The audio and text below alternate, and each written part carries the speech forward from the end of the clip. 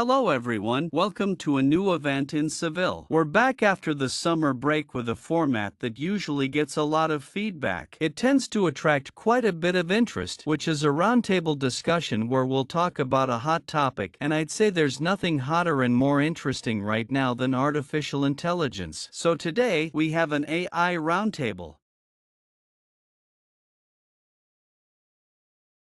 We have a bunch of distinguished guests with us. Let me introduce them. We have people like Bruno. How are you, Bruno? Please introduce yourself. Hi everyone, my name is Bruno Capuano. I work at Microsoft in the advocacy part. My main focus is .NET and AI. I'm delighted to be here. It's been a while since we last spoke or saw each other. Thank you very much for the invitation. We also have Marino Posadas with us. Marino, how are you? Welcome, how are you? Welcome to you all as well. Well, I'm the only one not working at the moment because I'm retired now. The thing is, I started with this before some of you were even born, seriously. I began with computing back in the 70s. So, it's been a while. I wrote my first programs before Windows and all that existed. But, you know, old rockers like us just keep going. If you're not keeping up with the latest, you're missing out. I've published many books and a lot of development content, mainly on Microsoft technologies and web standards.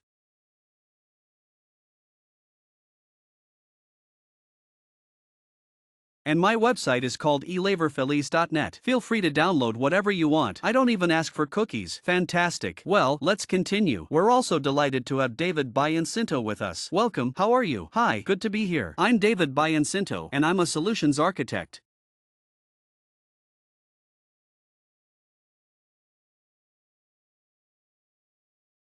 At Avanade, mainly in cloud. I've been there for about 14 years, during which I've been through many areas, like innovation, for example, where I had fun with Bruno and something that felt like El Hormiguero and we even got paid for it. I've been very involved with IoT and the whole Microsoft world, both IoT at the edge and in the cloud. From there, projects in artificial vision, virtual assistants, and in the last 2 years,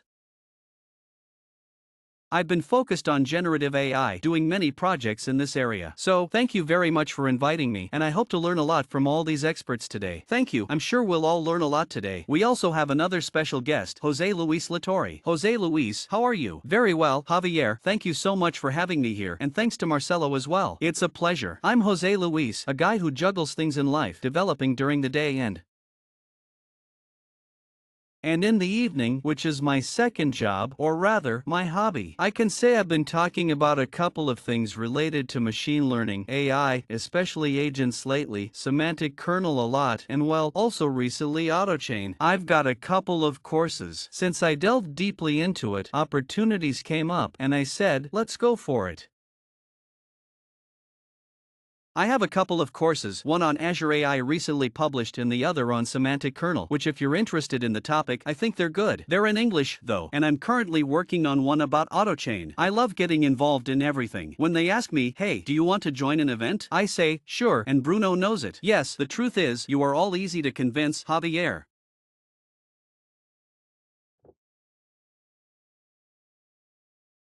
By the way, Marino, you forgot to mention Mania, where we collaborated for several years. Oh, absolutely. I believe so. Yes. A lot of people, and some of them went on to work at Microsoft, even in Corp. David Salgado, for example, or you, Bruno. Many well-known people are out there. Yes.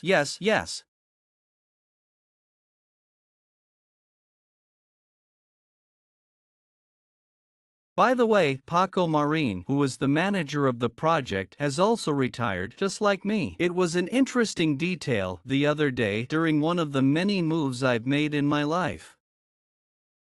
When we moved to our new house in Canada, which I hope is our last move, my wife asked me while unpacking, should we throw away these magazines? I replied, no way. They're from 2005 and 2006. Look at this. It's not Entity Framework, it's LINQ. I remember writing, look at this beautiful thing, though now that code embarrasses me.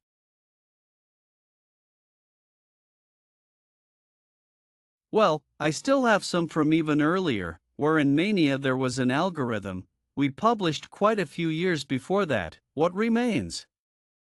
When Windows didn't even exist, we made applications in console mode, and with a guy who was very good in C and C++, we managed to create a windowing system that worked in Clipper like Windows did. And the guy had to read a big part of the official specification on how to make a windowing system in Windows to be able to do it. And it worked, huh? I still have some of that stuff lying around. I want to apologize to Alberto because we cut him off there. It won't happen again, it was for a good cause. But yes, we have our last guest, Alberto Diaz. Very good.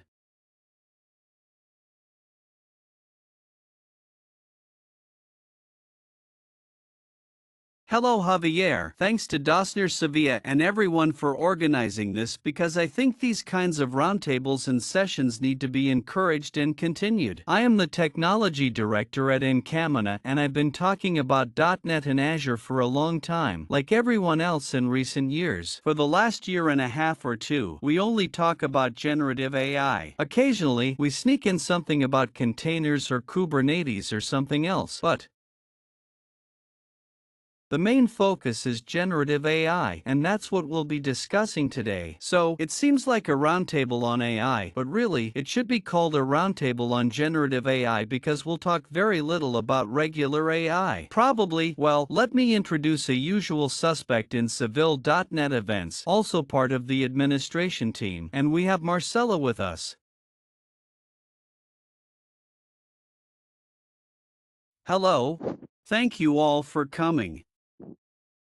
I think we've gathered a pretty good group. Many of us have had adventures in the past, and this feels like a kind of reunion, which is something that doesn't happen often in the community, and I think it's great. For example, Alberto has his group and community and holds regular online talks. Bruno as well. And Jose Luis has his community in Switzerland. We're all always busy with community stuff, right? So, this was something we had in mind and wanted to do, and we'd like to keep doing it, so get ready. To kick things off, I think the topic is very broad. The topic is very broad. But what we really want is for people to participate, to ask questions, and to somehow choose the topics, right? And for that, we've prepared a few things. Let's see if it's here. Here it is. We have this website where you can choose from some topics we've listed. What do you want us to talk about? Didn't an audio come out there? Yes, that's it. Basically, we want you to choose the topics you want us to discuss. But if you agree, we can start by talking a bit about the latest developments, right? Because this field evolves at an incredibly fast pace. Just a few days ago, a new AI from OpenAI was released. I think it's called One, and I wanted to see if you, Strawberry, could share your thoughts on it.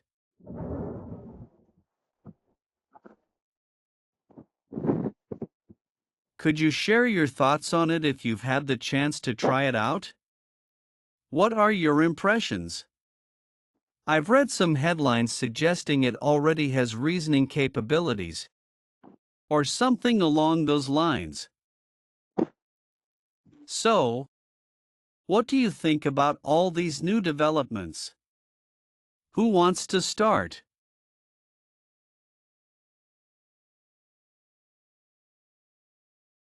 No, well, I'll go first. I was quite surprised, really surprised. But first, let's set aside the idea of consciousness, okay? Just because something is intelligent doesn't mean it knows what it's doing in the way we understand it. It's not a person or an entity. It will become much more intelligent but still won't know what it's doing.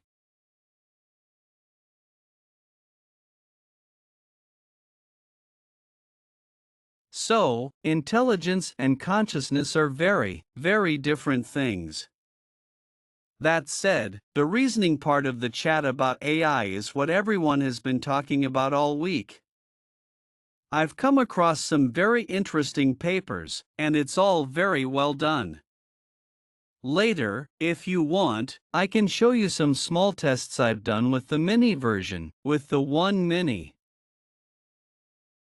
Regarding the code and the response I've had, it's been spectacular. First, I asked it the typical test question: tell me how you would do this using my language, C#.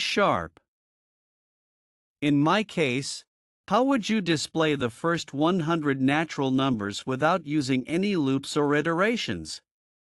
Logically, the algorithm goes to recursion.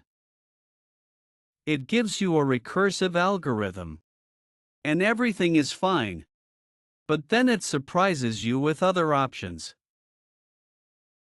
It even suggests using LINQ, saying, if you want to do it in one line, here you go. Then I asked a more challenging question: how would you generate the Fibonacci series? And that left me amazed because it presented me with 6 different solutions. I took the trouble to test all 6, and they were all perfectly correct. To wrap it up, it gave me a summary with the complexity level of each one, their advantages and disadvantages, something I had never seen before. So, very promising. From my side, I can add 2 things on top of that, and here I'm going to drop a bomb. Did Jose Luis disappear after dropping the bomb? Oh, he's back. No, the other day I heard someone say, because it's true, Model 1 seems like it's not much, but it's a big, big change in several things. The other day I heard some experts saying that.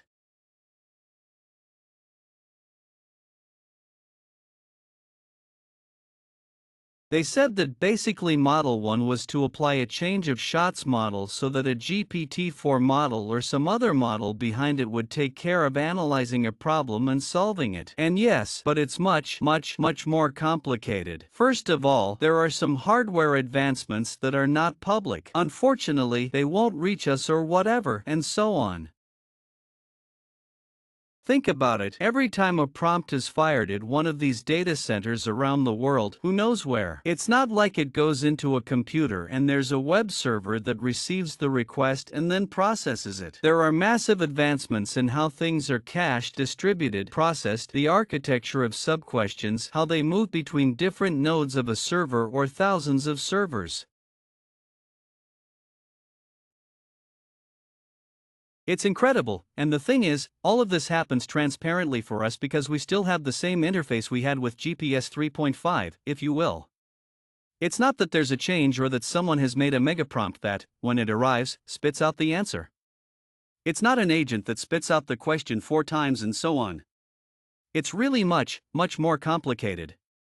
And that's what I want to say, but as I've seen many experts in AI nowadays, they say, oh man, this is nothing new. This is basically a prompt that solves everything in several steps. There are many things behind it, which is why the results, as Marino said, are so good. That's why it really works well, because in this cycle of things it does, it has many validations, it has many checks, etc., etc., etc. Hey, can I take a second to share the code I just mentioned so you can judge for yourselves?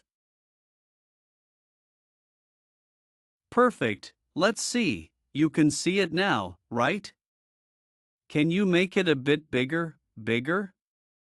By the way, what Bruno was saying while this loads and gets bigger, when someone says they're an AI expert, yes, you just said it, man, when you introduced yourself. Well, look at this, the question is what I told you, right? I mean, let's see, tell me.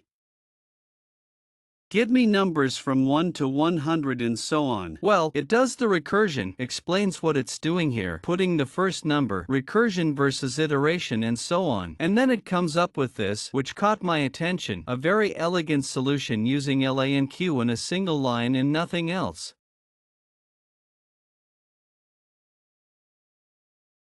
Well, it's pretty cool, right? So, next I say, and a routine to calculate the Fibonacci sequence, and it says, sure, look, recursive method 1, iterative method 2 with explanations, of course, recursive method with memoization, that technique of storing a kind of cache, that memory, and such, faster, okay, method using functional programming with LANQ, very good. Recursive method with generators, see number 8 or higher, and mathematical method. This one is the least precise but the most elegant of all. It's the fastest, using Binet's formula, and it explains Binet's formula mathematically. Here it gives you the consideration series and then kills me with this comparison of methods with time complexity, O, N, etc., etc., etc. Conclusion, not bad at all.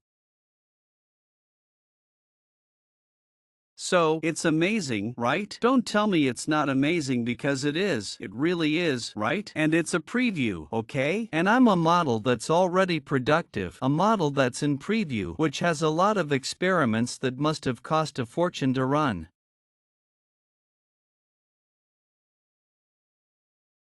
Okay, because I don't know, but you can see the number of requests that can be made to the mini in the preview, because it must be incredibly expensive to run, not just because of the time it takes, but because of the number of GPUs or whatever they have under the hood. Very sure that this new model is running. So, I have to say, the preview folks must be having a blast with a production version. This is going to be really, really good, right?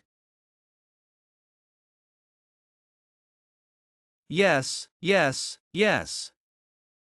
Well, there's already a preview in Azure for this, but you have to queue in Azure. It's in preview, and you can even request approval because it's not enabled in the themes. I really liked it, and I used up all the balance I had with OpenAI, the plus that gives you, I don't know, 20, 30, 40 invocations of the preview. I don't know about you guys.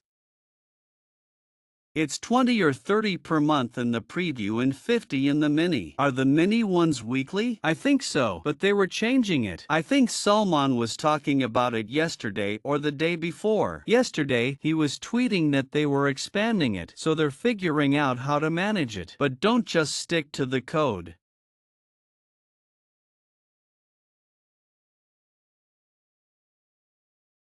The ability to solve logical or mathematical problems. Something I haven't had time to test yet, but I'm sure someone has, is the planning aspect. This planning concept we use with GPT-4 in most agents or developments we have, and possibly with this, it will be much more precise. Not viable today due to response times. But it will be much more precise in thinking about a user's question, what needs to be done? That's really the problem. I'd been testing it in Azure. After a few days, I created an extension for Visual Studio that is basically a mix of using different models to solve different problems. For example, using DALL-E 3 to create icons for applications. Or using Vision with GPT to take a hand-drawn design or a design and generate the code for the UI based on that design. Several of the commands I have running, this model has fit in perfectly. One of them was, for example, explaining a code in Visual Studio. Right-click, select a code, right-click, and explain the code. The difference between the ones I used before, 4 and 1, is huge, really huge. I could maybe launch and show a simple demo, but mainly it's similar to what Marino showed earlier. For example, you selected a method, I don't know, to initialize fonts. The method serves to initialize fonts, you invoke this method, blah, blah, blah, and it gave you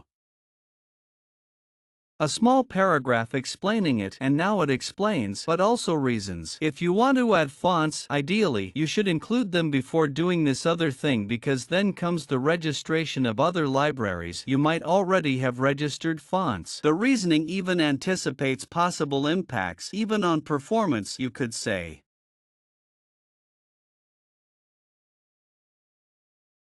and in a seemingly simple task. In this case, my extension is to select a piece of code, right-click, a contextual menu with the option Explain this code. The difference is huge. Also, it must be said that the cost is much higher, and the response time is also much higher. I would say about triple. It's much higher and more, but it's an advance. In mathematical tasks and reasoning tasks, it's a solid advance. And with everything Bruno is saying, this is not a GPT-4 or with a 1.1 prompt that does the change of so. There's a demo out there of a language model translating. I think it's Korean, words in Korean where they inject words that don't exist and the algorithm says, hey, these words don't exist. If you do this with any generative algorithm, with any LLM, what it will do is invent those words that don't exist. Exactly, because the LLM algorithm reads tokens, it's not thinking, it's not reasoning. So that's where you really see the difference between how this algorithm works and how the previous GPT model works.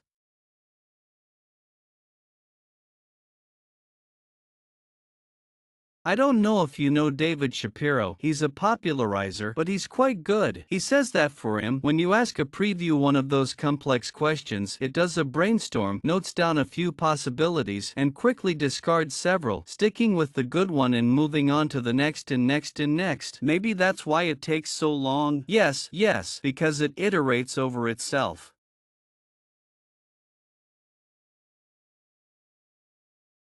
As if it were iterating over itself, reasoning again and finding the solution again, and it reasons again until it decides it has an adequate answer. This would help with hallucinations, I think, to eliminate them or reduce them a lot. I understand that, yes, but let's not get too excited. Today it doesn't work for RAC, for example.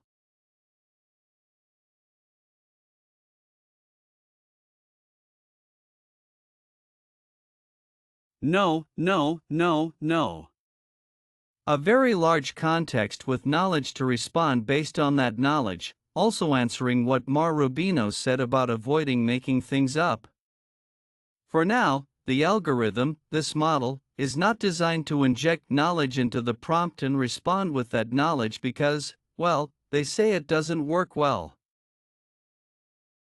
I think in the end, we will have to use specific models for each problem. We are very used to using the latest and always using GPT for everything, but when we go to that multi-agent approach where we have agents specialized in things, there will be one that is very good and very creative for certain tasks. We use GPT-4 for some things, this one for others. There's a detail about this that I don't know if you've noticed. Many people haven't noticed. This model is not called GPT.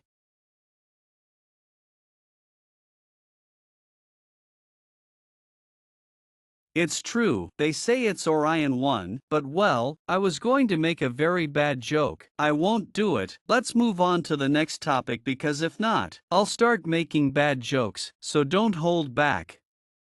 Bruno, we want to laugh. It's the moment. No, but we had Babas, the fairies, and so on. This is not GPT-5. It's not GPT-4. It's not GPT-1.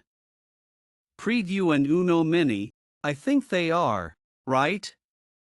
Yes, well, I want to continue linking all this with not only, well, we've talked about Awan, but I wanted a bit. How do you see the competition? Yes, because it's true that Awan is leaving us a bit speechless, but well, there are others. Gamers on the field, as Bruno says, and I don't know how you see the competition. I see Google trying to accelerate. For example, they have released the Notebook demo where it generates a podcast conversation. Also, a PDF document that says something we should already have with GPT-4, and we don't have any access, I think. The conversational mode of GPT-4 or the text-to-speech spirit. Google has released a free notebook where you can do it only in English. You can select the voice, but it works spectacularly, and they say their video generation model will also be out soon, which seems like something OpenAI doesn't prioritize or has encountered some problem not to release it.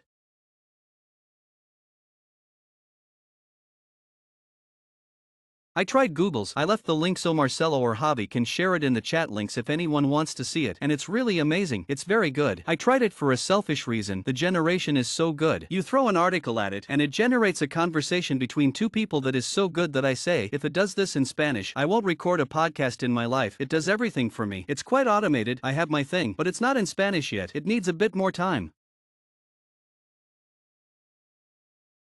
But they are getting a lot out of it. They are squeezing their Gemini models to the max. Gems in open source and so on, which is another interesting topic in the competition. We often forget that we always talk about GPTs and such, but in the open source world of models you can download and use locally. Meta opened the doors with the Llama.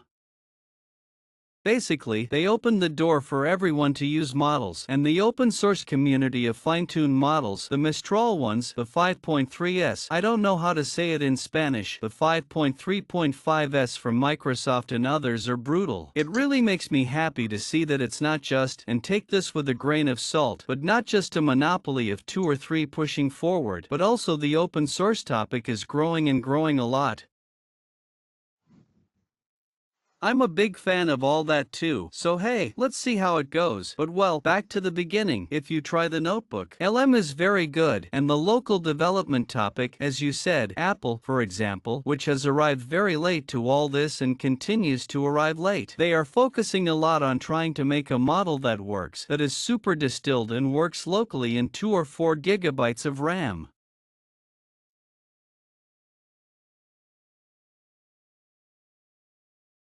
I don't know how you see it, but I think if this is going to help robotics start to expand a bit and open up here, maybe starting to think about very distilled models with very specific functions that work locally is something to explore. Isn't it something definitive?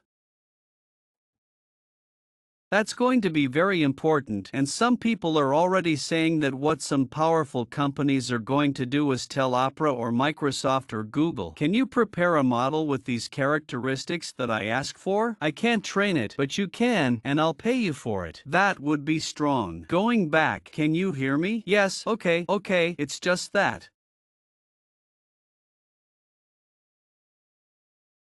I wanted to emphasize the topic of Google's models and the alternatives. Something very important that no one is considering as much as not so much the processing, but the amount of context tokens they can cover. For example, Gemini 1.5 Pro, I think it's 2 million tokens. It was recently announced, and it's impressive if you want to put all your code there as context.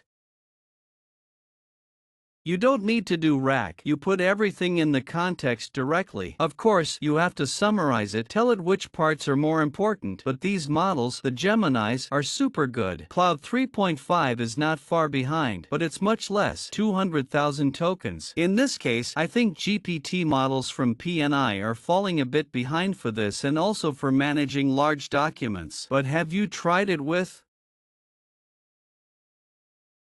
1.5 million tokens? Not that much. I've loaded several books and analyzed them, and it works quite well. Yes, okay, because, for example, GPT-4 Go, which has 100,000 tokens, when you fill it up, it starts to go off track a bit. It's amazing. I mean, I think you have to have the context size right. The bigger, the better, at least in GPT, right? You have to put control measures in place, and that's where HND comes in, or putting different agents instead of always having the prompt and saying, hey, you made a mistake. Well, I like the machine to do it for me. So I put another agent and say, hey, check this, see what this one said, and correct it. I do 2 or 3 cycles, or I say a word, hey, finished, and I have it. Hallucinations aside, it works very well. And anyway, they are. Notice that these new ones are a bit tuned, right? I'm telling you because I have it in front of me. If I can, I'll also share it, just a moment so you can see it.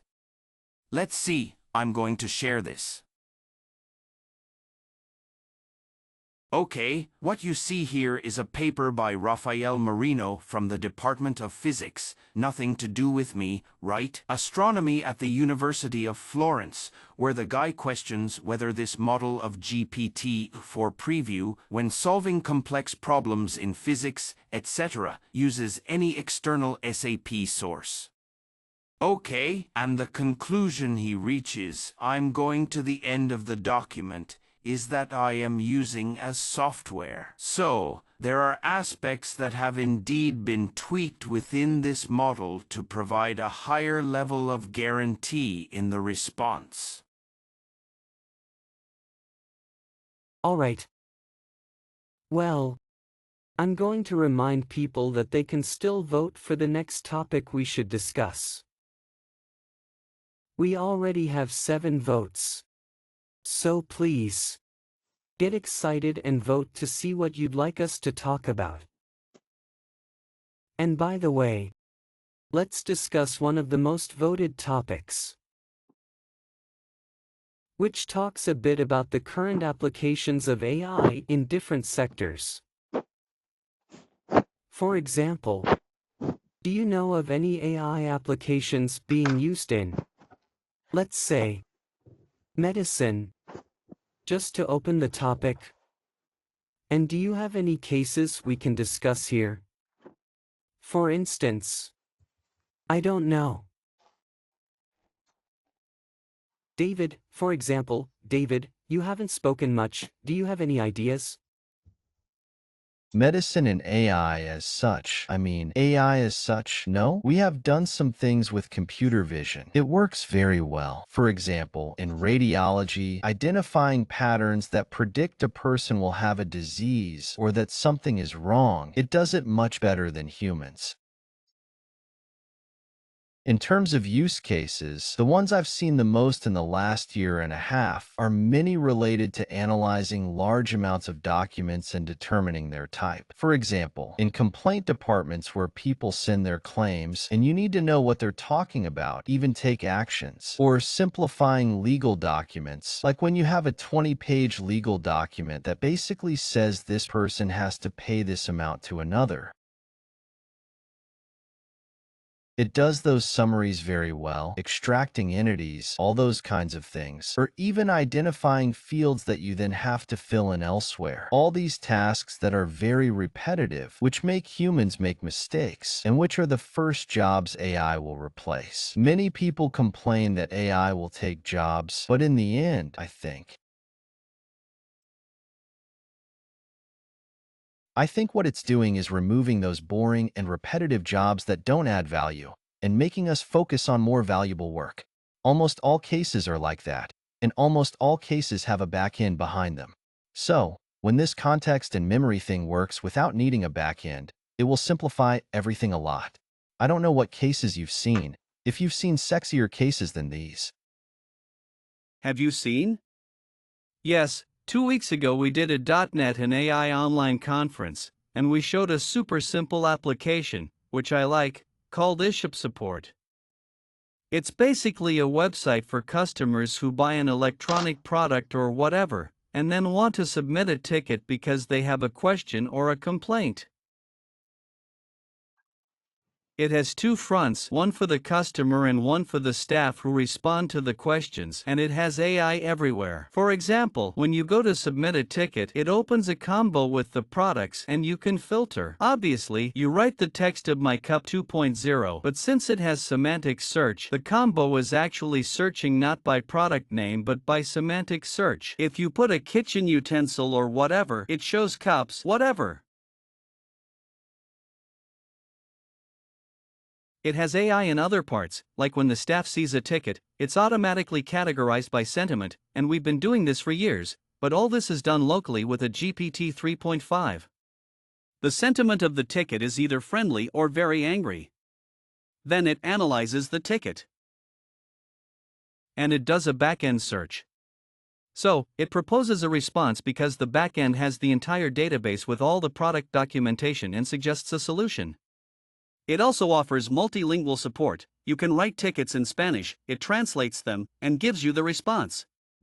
These are small things, but they add a lot of value to the application. And again, we're not even using GPT-4 or anything, just a local GPT-3 in a Docker container. And it works great. I think we'll see more and more of these small things. As David said, automating, no one reads reviews of a place anymore. There's a bot behind that grabs the reviews every night, summarizes them, posts them, and automatically filters content. That's where I think we'll see a lot of growth, while the models keep getting bigger. When we start having larger models that do more things.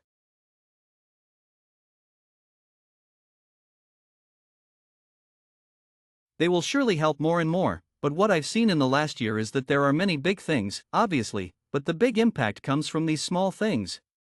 Automate, summarize, tell me this, tell me that, propose a response, search against this vectorial product database, etc. That's where I see a lot of things happening. I'll share the link. Microsoft needs to release a Cortana that works, Bruno. Or a Siri that really works, I think. And those little details. I called it Cortana. What you mentioned earlier, David, I'm not sure if you're aware. I recently published a small article on the topic of medicine, and I'm not sure if you're familiar with the works of Iker Basque. No.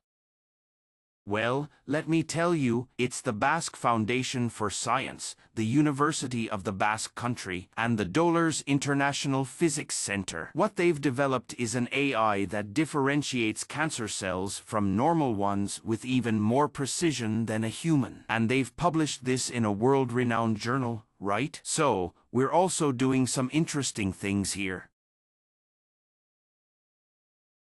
The folks I'm talking about, in Avenave and all of them, well. Yeah. Computer vision is one of the next big things to explore. We use it everywhere, like for license plate recognition and so on. But I think it has an incredible amount of untapped potential. Besides processing documents with vision, which works much better than doing OCR or anything else you can think of. We are detecting corrosion in a series of pipelines using GPT-4.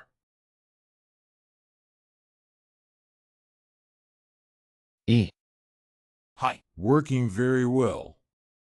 There are projects where using vision yields better results than training a custom vision model for image training, and with GPT-4 vision and a good prompt, it works even better. We're doing some amazing stuff, aren't we?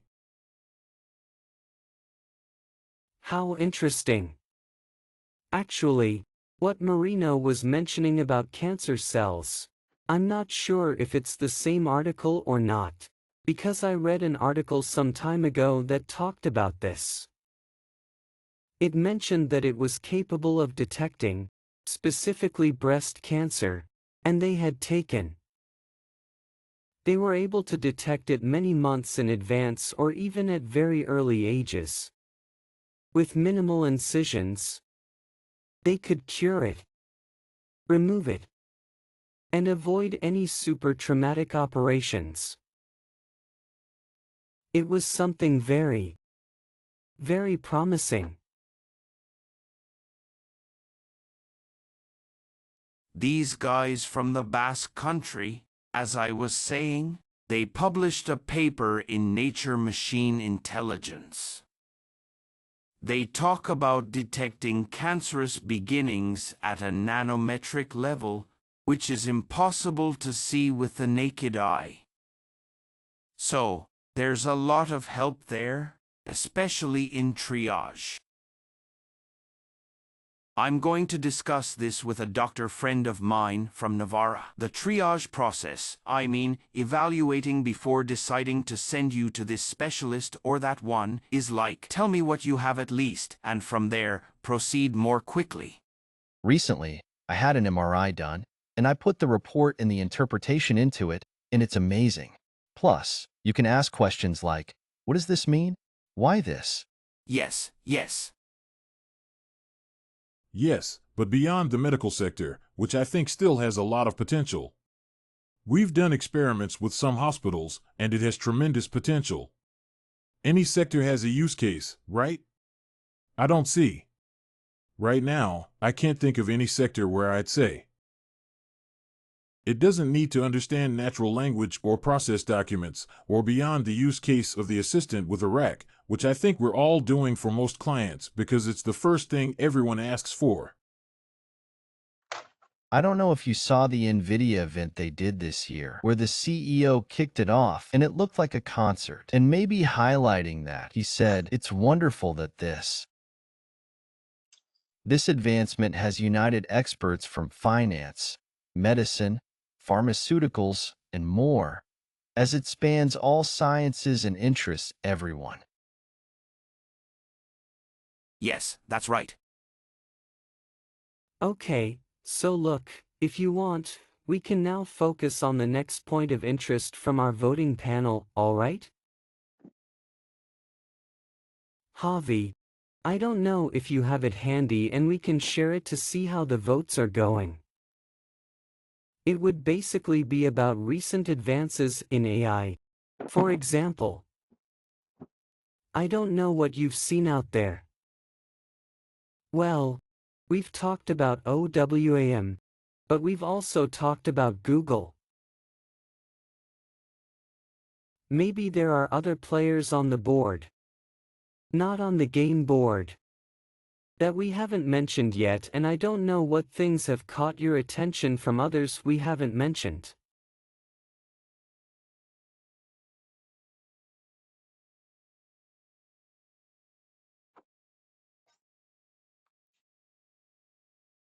Have you ever checked out Hugging Face and seen the number of fine-tuned models available? Of fine-tuned models available on top of Llama 5.3, the one that comes from China. It's a model I've also considered, which is super popular and all that. I think a topic we're going to have to start paying attention to soon, due to all these new players and new releases, is being careful about who provides you with the model and which model you use, even if it has an MIT license and is free to download. It doesn't mean the model is extremely reliable or anything like that. I'm not saying that all the ones on CableSpace are bad, but someone could download it, fine-tune it, make some changes, and then put it out there. We need to be cautious about what we use and what we do. If anyone hasn't noticed yet, they should.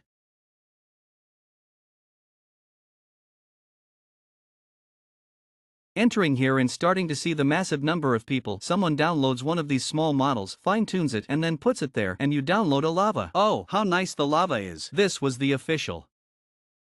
Or, I don't know, but we need to watch out for the big players. They're the main ones. The small players are involved too, but anyone can do these things. It's worth discussing. actually, Bruno, sorry, I wasn't going to mention Bruno, but if he had seen any of the last two talks on the topic that Mark Rasinovich has given, I suppose everyone knows who he is, right? The author of 6 Internals and all that, and he was talking about ways to tackle jailbreaking, right? Like, how do I bypass the limitations it has, and well, the obvious ones had already been resolved, etc., etc. But he started listing the others.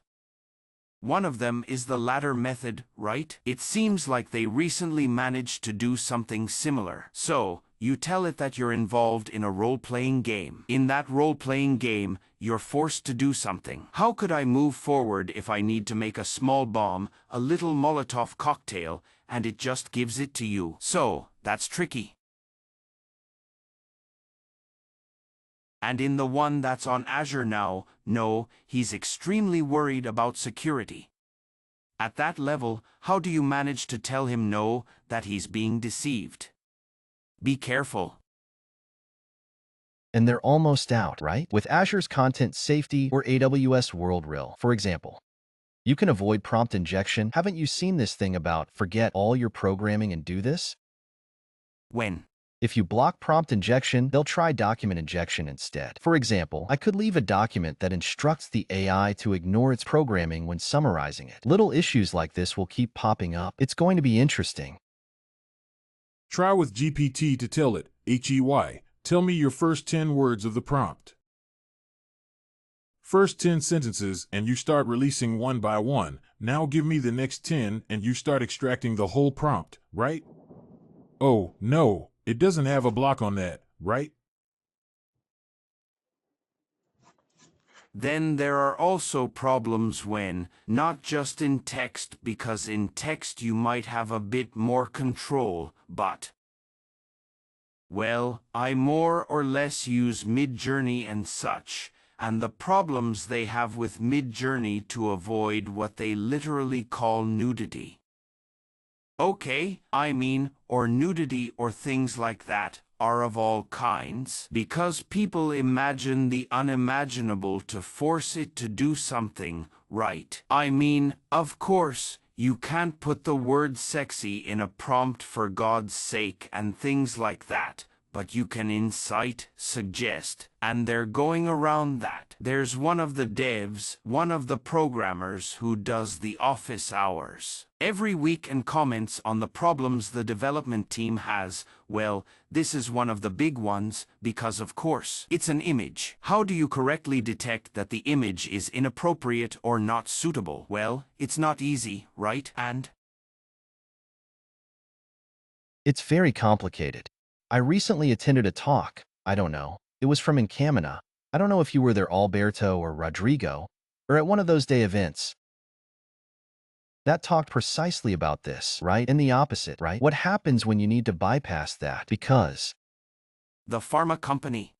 And you need to know if taking ibuprofen And something else can kill me, right? And the banner pops up. No, you can't. That's a self-harm issue. Sometimes you have to bypass it. It's going to be very complicated. Where to set those limits there? No. True. In this talk, it was very funny because they talked about a history topic and showed, of course, photos of Hitler, photos of World War II, and how to ask questions about that without getting blocked. Didn't you see some photos of some Nazi soldiers? That. They went overboard with the controls and everything else. Exactly, and the thing is, the internet is fast. One day, I think, they overloaded the poor model, and the next day they said, hey, let's take down the image generator for a while. I believe some folks have malicious scripts ready to test every new version as soon as it's released. Yes, the classic one was Mother Teresa fighting poverty, where she was literally beating up kids. She was literally fighting poverty, but well, those are the things to watch unfold.